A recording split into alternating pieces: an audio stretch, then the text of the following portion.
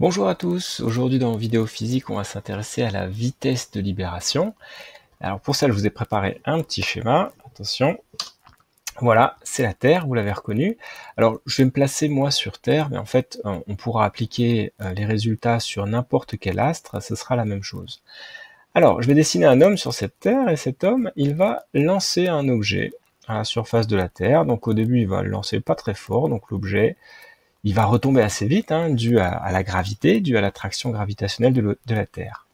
Si on le lance un peu plus loin, il va aller plus loin, mais il va quand même retomber sur la Terre. Et puis, on peut continuer comme ça. Il va y avoir un moment où, finalement, l'homme va lancer l'objet suffisamment fort pour qu'il fasse tout le tour de la Terre.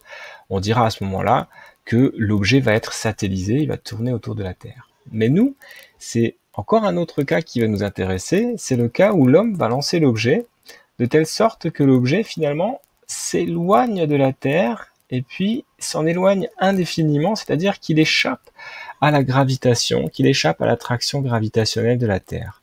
Et donc la vitesse à laquelle l'homme va lancer cet objet, ça va être effectivement la vitesse de libération. Alors je vais vous mettre ici sa définition. Donc c'est la vitesse minimale qu'il faut communiquer à un corps pour que celui-ci échappe complètement à l'attraction d'un astre. En général, on fait les calculs lorsque on lance l'objet depuis la surface de l'astre.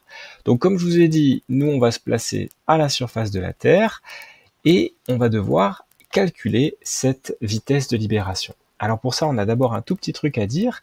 On va d'abord dire que deux hypothèses, en fait, que d'une part, la force de gravitation, elle est conservative,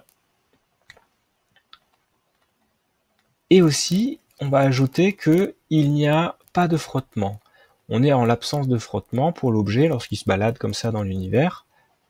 Et donc ces deux conditions vont nous permettre de dire que l'énergie mécanique de l'objet va être constante, c'est-à-dire que sa variation, la variation d'énergie mécanique, elle va être nulle. Donc, ça veut dire que l'énergie mécanique, par exemple au début, que je vais appeler S, à la surface de la Terre, elle va être égale à l'énergie mécanique à n'importe quel autre instant.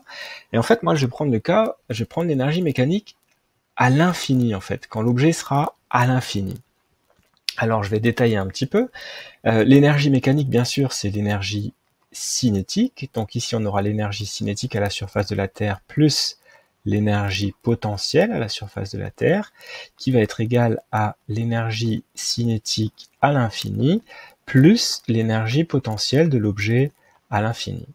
Alors si je regarde d'un peu plus près cette formule, eh bien déjà l'énergie potentielle à l'infini, si on se souvient de la formule de l'énergie potentielle gravitationnelle, elle est égale à l'opposé de la constante de gravitation universelle fois alors la masse de la Terre fois la masse de notre objet divisé par R. Donc si je prends R qui tend vers plus l'infini, j'aurai une énergie potentielle en l'infini qui sera nulle, donc 0 joule.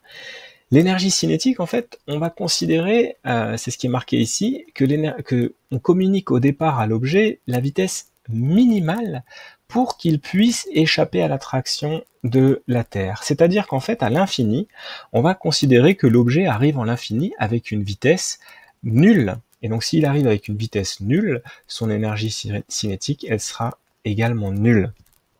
Et donc, ça va nous simplifier quand même notre équation, puisque le second membre ici va être égal à 0. Alors maintenant, il suffit de remplacer dans le premier membre.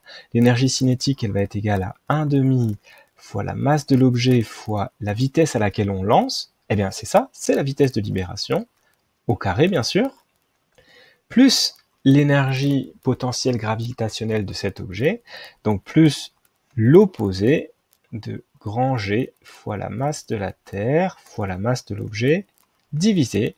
Alors si je suis sur Terre, comme j'ai dit ici, on se place en général à la surface de la Terre, divisé par le rayon de la Terre.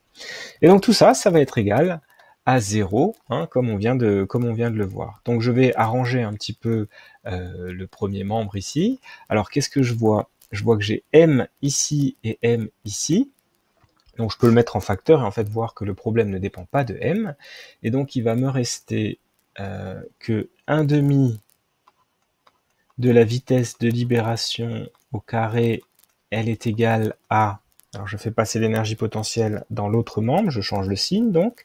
G fois la masse de la Terre divisé par le rayon de la Terre.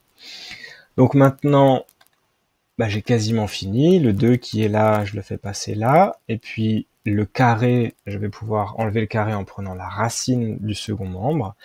Donc c'est parti. J'écris que finalement, la vitesse de libération d'un objet sur la Terre, elle va être égale à la racine de 2 fois grand G, la constante de gravitation universelle, fois la masse de la Terre, divisé par le rayon de la Terre.